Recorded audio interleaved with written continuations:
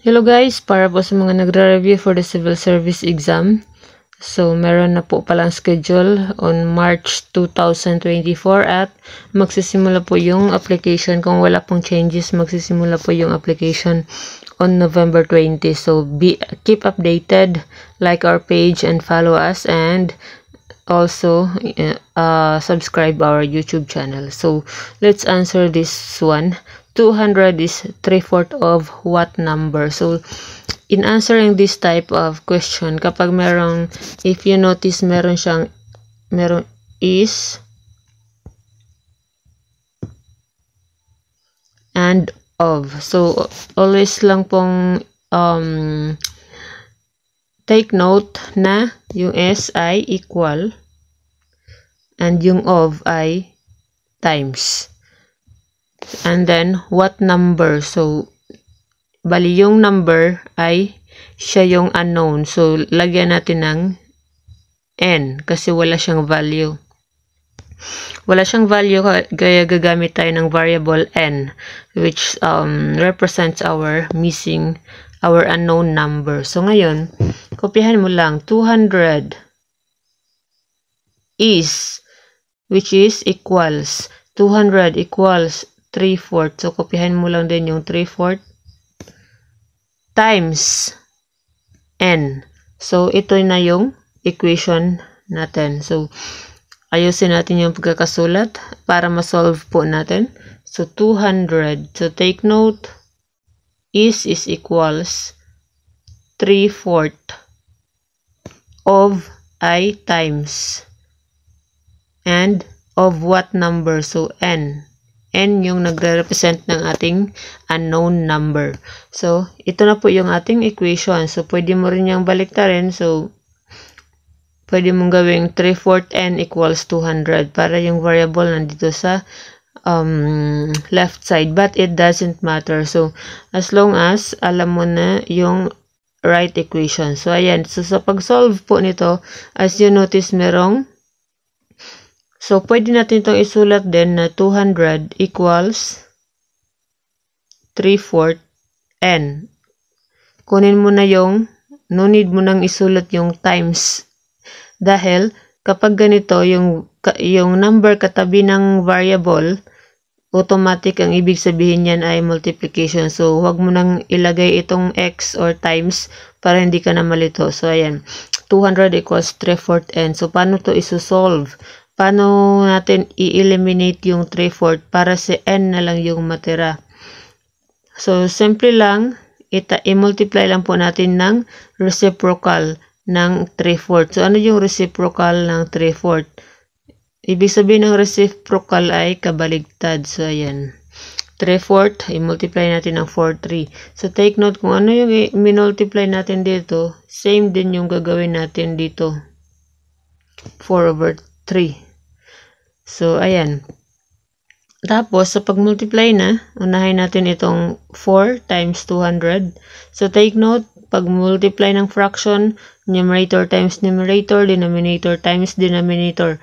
So, ano naman ang denominator ng 200? So, kapag whole number, automatic meron niyang 1 na denominator. Always take note of that para hindi malito. So, 4 times 200, that is 800. Over 3 times 1, that is 3. Tapos, dito naman, cancel na natin yung 3, cancel na natin yung 4. Kasi kapag minultiply mo yan, yung result ay 1.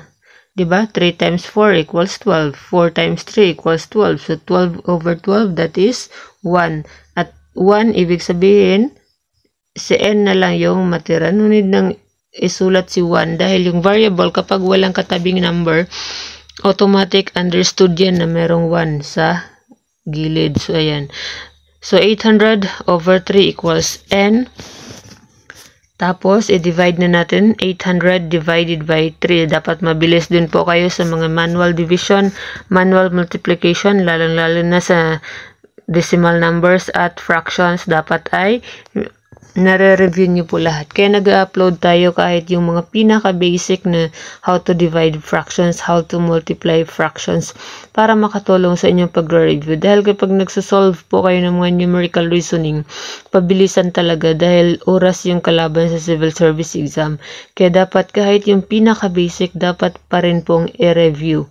So yun po talaga yung technique sa mathematics or sa numerical reasoning. Review kahit yung pinaka-basic dahil minsan kapag nasa problem solving ka na, nakakalimutan mo kung natitense ka na at wala ka ng time mag-isip paano i-divide, paano i-multiply yung ganun. So ayan, 800 divided by 3. So kapag nag-manual division kayo, magiging resulta po niyan ay 266. So yung example po kasi natin, meron siyang decimal, so hindi accurate yung makukuha natin na result. Pero ganoon pa din yun. So 266.66 yung magiging result na value na n kapag i-divide mo 800 divided by 3. So, ibig sabihin, yung value ni n na hinahanap natin ay 266.66 or pwede na nating 267 yan. I-round off na natin. So, ngayon, paano natin ito i-check kung tama?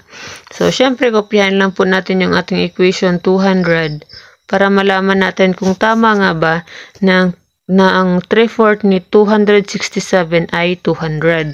Kasi yung question, diba, 200 is 3/4 of what number?